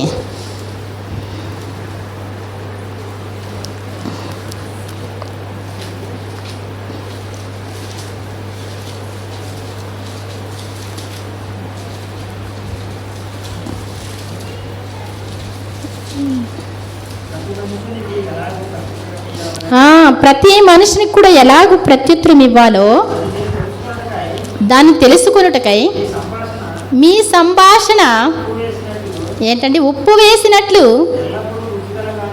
ఏమండి ఎల్లప్పుడూ రుచికరముగాను కృపాసహితంగాను ఉండవలను. ఏమండి మాట చెప్పామనుకోండి, రెక్లెస్గా చెప్తే ఎవరికైనా నచ్చుద్దండి. ఒరే ఇట్రారా అంటే బాగుంటుందా? బాబు ఇట్రా నానా అంటే బాగుంటుందా? ఏమండి మన సంభాషణ ఉప్పు వేసినట్లు రుచికరంగా ఉండాలి అంటే ఏమండి కొంతమంది మాట్లాడితే ఎలా ఉంటుందండి అంటే దేవుడు లేకపోతే యేసుప్రభు లోపల లేకపోతే ఆడ మీ మాట తీరు ఎలా ఉంటుంది? అస్సలు బాగోదు, చప్పగానే ఉంటుంది, వినే మనిషికి వికారంగా ఉంటుంది. వాళ్ళు ఇమిడ్చుకోలేరు. ఉప్పు లేకుండా మీకు పెడితే ఎంతవరకు ఇమిడ్చుకుంటారో చూడండి. ఏమండి పెట్టమంటారా ఈరోజు? ఏమండి పెరుగు అయితే తినేసేవాళ్ళు ఉన్నారులేండి, అలవాటు చేసుకుని పెరుగు మంచిది కాబట్టి అని అలవాటు చేసుకున్నారు అందరూ. ఏమండి అలవాటు చేసుకున్నారు. ఒకసారి యోబు 6:6 చూద్దాం. ఒకసారి అది రుచికరంగా ఉండాలంటారు మన సంభాషణ. అది యేసు ప్రభు వారు మరి మనలో ఉంటే కృపాసహితంగా మెత్తగా ఉండాలంటాను, చక్కగా చెప్పాలంట సమాధానం.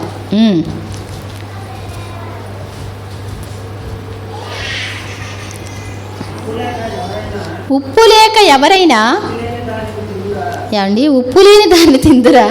ఉప్పు లేకుండా ఎవరైనా, యోబు గారు చెప్తున్నటువంటి మాట ఉప్పు లేకుండా అంటే ఏమండి యోబు గారు మీరు ఇంత నీరసంగా ఉన్నారు కదా, ఉప్పు మానేస్తే బాగుంటుందని ఎవరో సలహా ఇచ్చి ఉంటారు. ఉప్పు లేక ఎవరైనా దాన్ని తింటారా?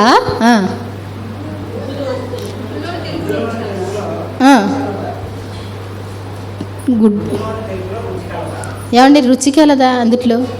ఏమండి అందరూ ఏమంటారు? పూర్ణం తీసేయండి. నాకు విచిత్రం అనిపిస్తుంది. లోకానికి వాక్యానికి ఏముంటుంది? పొంతన ఉండదు. ఏమండి గుడ్డులోని తెల్ల సొనలో రుచి ఉందా అంటాడు.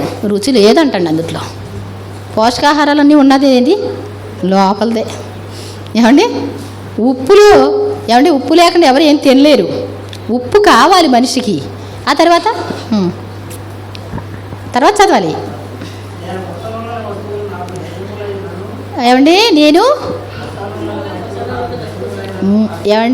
నేను మొట్టనొల్లనటువంటి వస్తువులు మొట్టనొల్లని అసహ్యాలన్నీ పట్టించుకోకుండా ఉన్నాయి అయ్యే తినాలంట ఇప్పుడు. పూర్ణం తీసేస్తేనండి రోజు, ఉప్పు వేసుకోకుండా తినండి రోజు. ఇవన్నీ జబ్బులున్న వాళ్ళకి స్పెషల్ అనమాట. అర్థమవుతుందండి? జబ్బు మామూలు వాళ్ళని కూడా తినమంటే ఎందుకండి నా మొహం? మామూలు వాళ్ళకి ఎందుకండి? మామూలు వాళ్ళకి అది మానేస్తే జబ్బులు వస్తాయి. కాబట్టి చాలా జాగ్రత్త. ఉప్పు ఉండాలంట. వాక్యం కరెక్ట్గా చెప్తుంది. మీ సంభాషణ ఉప్పు వేసినట్లు రుచి కలిగిందిగా కృపాసహితంగా ఉండాలి అంటాడు. అయిపోయిన తర్వాత హెబ్రీ 6:4 ఒకసారి 2 మొక్కలు ఉన్నాయండి. మరి అయిపోయింది హెబ్రీ 4. దీంతో అయిపోయినట్టే. మరి హెబ్రీ 4:6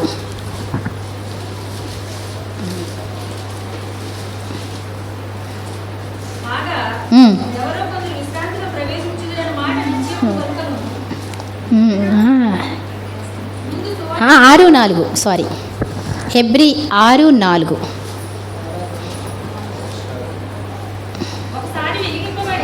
ఒక్కసారి వెలిగింపబడి అంటే ఒక్కసారి వెలిగిన తర్వాత మనిషి వెలగడం అంటే ఏంటి? యేసు ప్రభు అంటే ఏంటో తెలుసు. ఆయన ప్రత్యేకమైన దేవుడు అని తెలుసు. మన పాపాలకు ప్రాయశ్చిత్తం ఆయనే అని తెలుసు. ఆయన కోసం నేను జీవిస్తాను అని మనం అనుకుని నిర్ణయం తీసుకొని ఆయన కోసం మరి ప్రతి విశ్రాంతి దినం దేవుని సన్నిధికి వచ్చి పవిత్రంగా ఉండడం నేర్చుకొని వాక్యాల ప్రకారం ఉండటం నేర్చుకొని మరలా క్రమేపీ తప్పిపోయి వెనకబడడం. ఒకసారి వెలిగింపబడిన తరువాత పరలోక సంబంధమైనటువంటి వరాలన్నీ చూశారంటండి వీళ్ళు. రుచి చూచి అబ్బో దేవుడు తప్ప నేను ఏం చేయను, ప్రభువా నువ్వు నాకు తోడుగా ఉండాలి, నువ్వు కావాలి అని చెప్పి పరిశుద్ధాత్మలో కూడా దేవునితో కూడా మాట్లాడుకునే అనుభవం వచ్చింది. పరిశుద్ధాత్మతో నడిపింపబడిన అనుభవం వచ్చిన తర్వాత కూడా దేవుని దివ్యవాక్యాలను రాబోవు యుగ సంబంధమైనటువంటి శక్తుల ప్రభావాలను అన్నీ తెలుసుకున్నారు. ప్రత్యేకంగా దేవునిలో ఉండటం అంటే ఇప్పుడు నాకులాగా అన్నీ అర్థమైపోయినాయి. అలా అయిపోయిన తర్వాత ఏం జరుగుద్దో తెలియదు కానీ, ఎక్కడ అంటుందో తెలియదు కానీ మళ్ళీ ఏం చేస్తారు? కొన్నాళ్ళకు చూస్తే ఇక్కడ బొట్టు అంటే ఎలా దిగజారుతో తెలుసా? అది జారుడు నేలని తెలియదు వాళ్ళకి. మనుషులు సంపాదించుకుందాం అనుకుంటారు. ఇది కూడా దేవుని సేవే అనుకుంటారు కొన్ని విషయాల్లో. మనుషులను రాబట్టుకోవడం కోసం దినకరణ గారు వాళ్ళ ఫ్యామిలీ సంక్రాంతి సంబరాల్లో పాల్గొన్నారు. సంక్రాంతి సంబరాల్లో పాల్గొని ఆ మనుషులను అంటే దేవుని వాక్యం చెప్పి బలపరచడం కోసం అంట వీళ్ళెళ్ళి ఆ ఉట్లు కొడతారు. అష్టమికి కూడా ఉట్లు కొట్టారు. చాలా జాగ్రత్త. మనుషుల కోసం చేశారు, ప్రజల కోసం. ఈ సౌలు అంటాడు, నేను ప్రజలకు జడిసి చేశాను. ఎందుకు? ఏం పనికి పని చేసావు? ఎందుకు దేవుని బాధ పెట్టడం ఏంటయ్యా? నువ్వు రాజు, అసలు ఎలాంటి వాడు, నువ్వు గోత్రం ఎలాంటిది, నువ్వు ఎటువంటి పరిస్థితుల్లో వచ్చావు? దేవుడు నిన్ను ఎలాగ రాజుగా చేశాడు అదొకసారి గుర్తు చేసుకో. నేను ప్రజలకు జడిసి చేశా. దేవునికి భయపడాలా? ప్రజలకు భయపడాలండి మనుషులు. విశ్వాసులకి అనుకూలంగా కాదండి, మీరు అందుకే యేసుప్రభు వారు నాకు మాత్రం ఈ సొంత మందిరం ఇచ్చాడు. దేవునికి స్తోత్రం చెప్దాం. ఓ పాస్టర్ గారికి మరీ చెప్పారంటండి, ఆ పాస్టర్ గారిని తీసేశారంట ఈ మధ్య. మళ్ళీ వాళ్ళకి నచ్చిన పాస్టర్ని వేసుకుంటారంట. ఏమండి, నచ్చితే ఉంటారు, లేకపోతే లేదు. ఉన్నది ఉన్నట్టు మనం ప్రకటించేటువంటి వారిగానే ఉండాలి. ఎవరి చేతి కింద వెళ్ళి డబ్బుల కోసం సేవ చేస్తే వాళ్ళు తీసేయడం ఏంటండి? మనకి నచ్చకపోతే మనమే, ఆ ప్రజలు నచ్చలేదనుకో, వింటలేదనుకోండి, మనం ఏం చేస్తాం? ఒకసారి 2 సార్లు బోధించిన తర్వాత వదిలేసేయని చెప్పాడు కూడా. మరి గుర్తుపెట్టుకోవాలి. మరి మనం ఏం చేయాలంటండి? చదవండి ఒకసారి వెలిగింపబడి అన్ని సంగతులను చూచిన తరువాత గట్టిగా వినబట్టలేదు అనేది.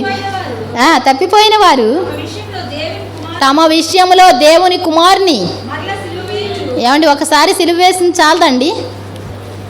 ప్రతి మనిషి కూడా సరిగా ప్రవర్తించకపోతే మరలా సిలువ వేసినట్టండి. అర్థమవుతుందండి? మరలా సిలువ వేస్తూ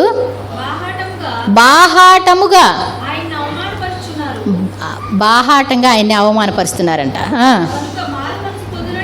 కనుక మారు మనసు పొందినట్లు ఏమండి డైరెక్ట్గా చెప్పడం అయితే పర్లా. తెలుసున్నవాడికి మేము ప్రార్థనకి వెళ్తామండి, ఎన్నాళ్ళు వెళ్ళేవాడిని అండి, మానేసేవాడిని. అలాంటి వాళ్ళకి ఏం చేయమండి? మా ఇంట్లో ఫ్రిడ్జ్ ఉంది, పాడైపోయింది, బాగు చేయించుకుంటారు. అమ్మాయి బాగు చేస్తే మళ్ళీ బాగు చేయించుకోవాలి, ఎందుకు కొత్తది తీసేసుకుందాం ఏమండి అంటారా? అనరా? వాషింగ్ మెషిన్ ఉందండి, నేను 2 సార్లు చేయించానండి, ఫెయిల్ అయింది, మీరు తీసుకొని చేయించుకుంటారంటే ఏమంటారు మీరు? అమ్మో పాదు. మా చిన్నాన్నగారు పాడైందంటే చాలు తీసుకొచ్చేయడమే ఏదో ఒకటి. ఎందుకు అంటే 2-3 సార్లు ఇంక వస్తుంది, పాడైతే దాన్ని ఏం చేయాలంట? పక్కన పడేయడమే. ఏమండి మనమైతే కొంచెం చేయించుకుంటాం.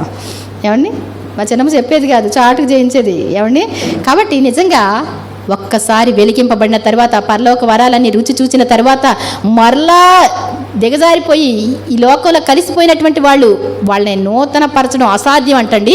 వాళ్ళు దేవుని కుమారుని బాహాటంగా ఏమండి సిలువ వేస్తారంట, ఆయన రక్తాన్ని కాళ్ళతో తిరుగుతారంట. అటువంటి వాళ్ళకి మరి మళ్ళీ మారు మనసు రావడం అసాధ్యం, వాళ్ళకి చెప్పడం కూడా అసాధ్యమేనండి. కాబట్టి చాలా జాగ్రత్త. మరి మన ఆత్మీయ ఎప్పుడు కూడా నిత్యము మరి బలిపీఠం మీద మరి అగ్ని మండుచుండవలెను, అది చల్లారకూడదు. ఇప్పుడు కూడా నువ్వు ప్రార్థనలో చల్లారిపోయిన అనుభవం ఉంటే దేవుడు ఏమంటాడండి? నువ్వు మొదటి ప్రేమను వదిలిపెట్టావని, నీ మీద తప్పు ఒకటి మోపవలసినది, నువ్వు ఎక్కడ పడ్డావో అది గుర్తు చేసుకో, మళ్ళా వెళ్ళి ఆ మొదటి ప్రేమను కొనసాగించు, లేకపోతే నీ యొద్దకు వచ్చి నీ దగ్గర ఉన్న దీపస్తంభాన్ని తీసివేస్తాను అంటాడు. పడినటువంటి అనుభవాలు ఎక్కడ పడిపోయారు గుర్తుపెట్టుకోవాలి.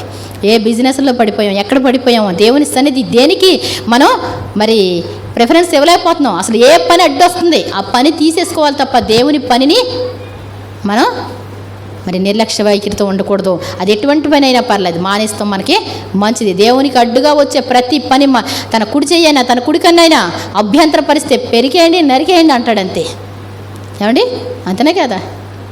కుడికన్నా అభ్యంతరపరచడం అంటే, ఒకవేళ నీ భార్య నిన్ను అభ్యంతర పెడుతుందా, నీ భర్త నిన్ను అభ్యంతర పెడుతున్నారా, నీ పిల్లలు నిన్ను అభ్యంతర పెడుతున్నారా, నరికే అంటే ఏంటి? అది నీకు సంబంధం లేకుండా చేసుకో. నరికేయమంటే చెయ్యి నరుకోవడం కాదు కసుమా, సంబంధం లేకుండా దాన్ని ఏం చేయాలి మీరు?